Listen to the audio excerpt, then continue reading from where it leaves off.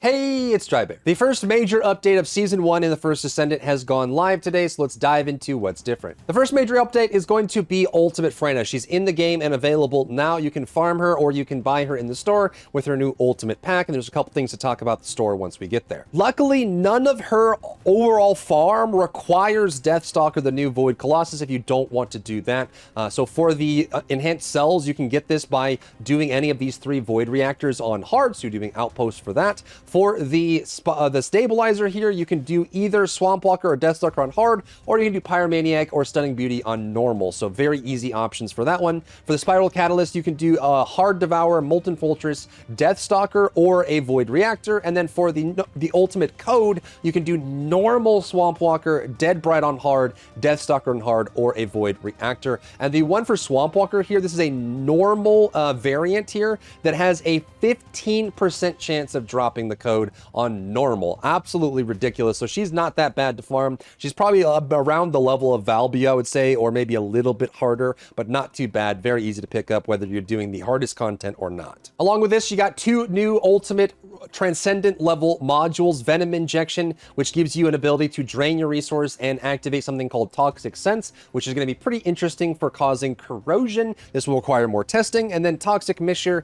is a way for you to do a gun platform Freyna. So she will be able to stack up firearm attack every time she applies Room 0 from all of her abilities, so it's more of a gun or weapon-based Freyna build. A new Void Colossus has joined the fray, and this is going to be Deathstalker, so let's do a brief review of the fight and some tips that I have for you. This isn't going to be a full guide because I'm still testing her, but just so you're aware since you're going into the update today. Deathstalker does a debuff that will limit your maximum HP. In order to remove it, you will need to go to stopwatch areas in the area, stand in the circle, and remove the debuff that way. They look like this, and you just need to stand in the circle to get rid of the debuff, and you probably want to get rid of all of these. It looks like there might be something that happens when these don't get fully destroyed, but again, I'm not going to go too in depth until I've fully tested her out. Next, she will shoot out these skulls that will heat seek towards targets. You can shoot them and destroy them, or you can use an AoE type Descendant to destroy them as well. You don't want these to hit you as they will do a bunch of damage. On top of that, she will be constantly pulsing out this big AoE toxic-based circle, which will do crazy damage to you.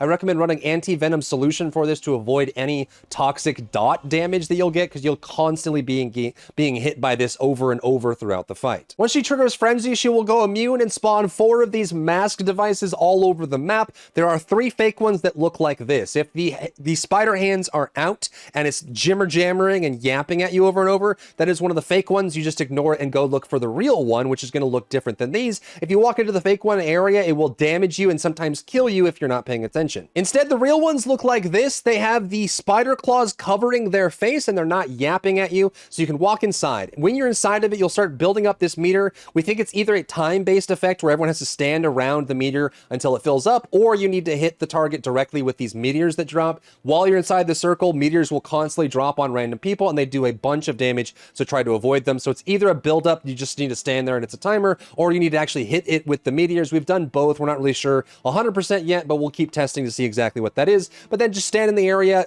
fill up the meter. Once it's full, it'll end. You'll go back to the normal state. Another attack to be aware of is that she will shoot out this wave of white skulls or white masks that fly over the screen. When these come out, you can destroy them or they'll time out. When they time out, they will spawn these massive AoE explosions all around them. So when she does this attack and you see these skulls flying everywhere, shoot them to destroy them early and get away from the big area ring. She doesn't do this attack all that often, but it can be devastating if it blows up right on top of your party. There are also a bunch of new modules added to the game. There is a mobbing version for Haley's first ability called Cryogenic Cluster Shot, which causes an AoE explosion to happen, as well as super cooled Kuiper Round for her Zenith ability, which is going to focus more on being able to do weak point damage with that unique weapon. Additionally, Hyper Focus has been added in a bunch of purple modules for both Descendant and Weapon that do various different things. A lot of them are related to skill power versus skill crit versus weapon crit and back and forth. So having different options to play around. So like firearm explosive attack for those explosive rounds.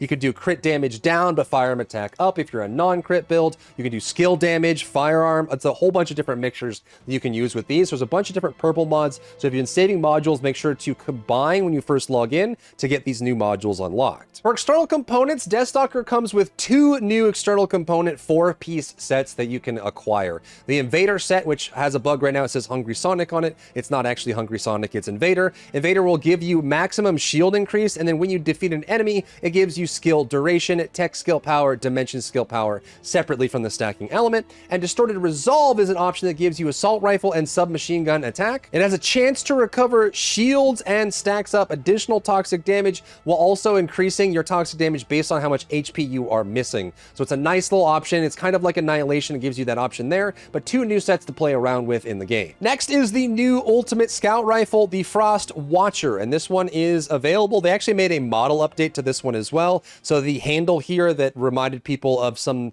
kind of inexplicit toy that some people use for pleasure behind closed doors has been modified, so it's actually just a magazine grip now, and you have this option for farming this one as well, which is pretty cool. They even made it kind of glass-like and see-through, so it's a little bit more modified there, which is pretty cool. The unique ability allows you to add in additional chill damage and down on the chill resistance as well, so chill skill power, chill resistance down, so hopefully this is a nice addition for both Viessa as well as Haley. Next, the 400% difficulty Infiltration operations, the dungeons have gone live. You'll notice that when you first go into the game, these are not going to be showing up on the areas that don't currently have an invasion active. So if you go here to the normal areas over here, like White Knight that's not glowing, you're only going to have 100% and 250%. But if you go to the invasion areas and you go to the hards, you will actually be able to choose either the invasion or infiltration hard, and this will have the brand new 400% modifier here. The debuff, there's no debuffs, it seems, which is a big win. I was hoping there wouldn't be any debuffs. I've always wanted them to do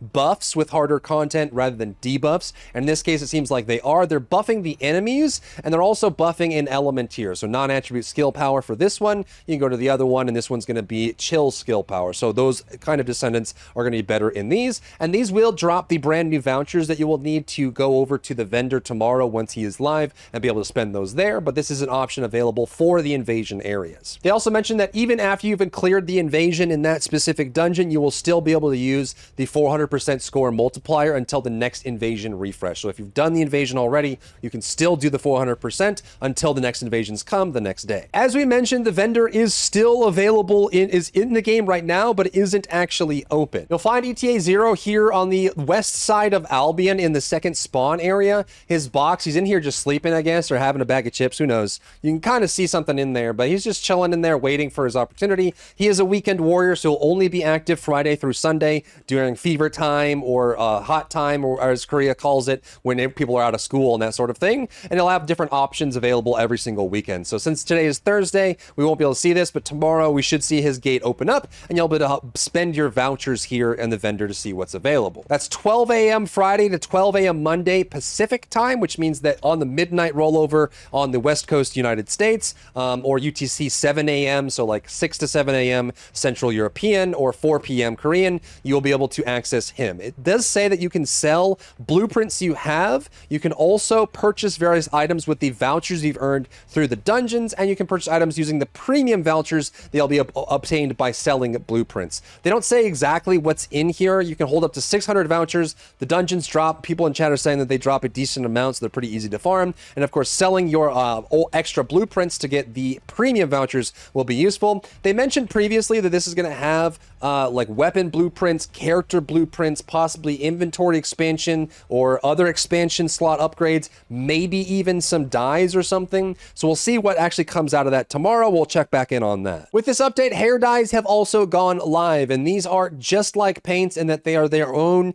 individual consumable that you can use to dye the hair. It is separate from paint. You won't be able to paint your hair with a paint item. You need to unlock or purchase or earn a hair dye option, but there's a decent range of colors in here. You can apply these to any of the skins that are viable, most of the ones that actually have visible hair, and you can change the color of the hair and kind of make the skin your own. The Ultimate Freyna bundle has been added to the game, and thankfully they addressed a horrible mistake that they made where they were making the new Ultimate bundles be all of the items in that bundle were locked to that character specifically. So you'll notice that with this Vaporwave attachment for Ultimate Freyna, as well as the Like Shadows teleport, which is pretty sweet, these are not locked to Ultimate Freyna. These can be used by anyone. They said that they were trying something. People obviously didn't like it, because not only are their prices for these bundles really exorbitant already, but locking them to the character is a huge letdown for a lot of these bundles. So making these available for all characters was a nice choice. They said that the previous existing ones that had had these bundles locked in. So like the Ultimate Lepic one is locked to Ultimate Lepic. If you go to any of the cosmetics and it has a specific character in parentheses after the category, then you'll know it's locked to that character. And they said that they're working on going backwards and updating the previous Ultimate bundles like these ones that they just added in the last update to make them available to all characters, but currently they're still locked to the Ultimate that has the bundle. There are some new cosmetics available in the game as well. They're Halloween themed, and I feel like Papa Nexon is just clamping down on them, trying to get them to increase the prices or the revenue. So some of these are 1500 caliber. They do include an extra emote and a back attachment, so it's a little bit more than just a normal bundle. So you'll be able to have these really cool skin or emote actions like sitting on a chair or flying on a broom. They're very Halloween inspired, and they do have a back attachment that does look like it's not locked to a specific character. So you have this like Nurse Glay skin, you have this other Nurse Luna, which kind of looks like it uses the base Luna for that model setup. Then you have an option that can be used by, I believe, all females, which is the Sweet Whispers Halloween pack.